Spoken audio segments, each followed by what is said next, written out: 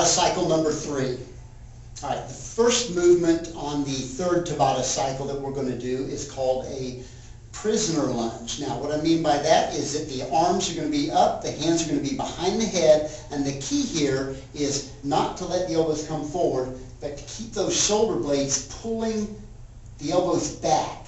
Okay? So that's why they call it a prisoner lunge. You're going to be with the arms and the hands behind the head. You're going to be standing tall, and you're going to step out alternating right and left. Okay? Now, again, as we talked about earlier with the lunges, I wanted you to make sure that that knee does not go in front of the toe. Okay? So check yourself, make sure that that is the case, and then get back into position with the prisoner lunge. Okay?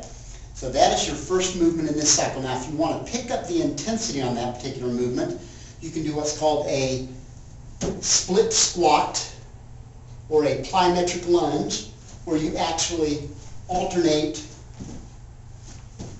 in a jumping manner with that prisoner lunge. Okay? A little more intense. Don't start with that one. Work your way up to it. Okay? The second movement in this Tabata cycle is called a knee high. And all that means is that we're going to bring the knees up to the hands in a sprint manner, like that. Kind of stand on the balls of the feet. If that's too intense, what I want you to do is just do it in a marching fashion. And if you want to add a little intensity to the march, you can just put a little punch in, since you're not doing the high intensity sprinting. Okay? So you can do either of those for the knee-high movement. All right.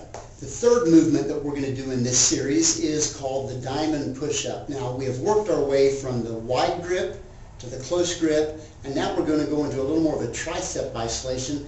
Bring your hands into a diamond position, out in front, and then you're going to bring the chest right down between the hands and push up. You can modify that by going down to the knees, and again, going down and up. Okay? Maintain tight core, neutral spine, work as many reps into that series as you can, and then we're going to go right into what are called the single leg hip extensions. Okay? To do that, you'll roll over onto your back. You'll bring one knee up with the leg bent, bring the hip up, and then you're just going to squeeze, squeeze, squeeze, squeeze. Okay? So for the first rotation, you'll do it with the right leg up, and then when we work our way around the second time, you'll do it with the left leg up. And you'll squeeze that bottom, bring the hip up into the single leg hip extension. Okay? That finishes the third Tabata.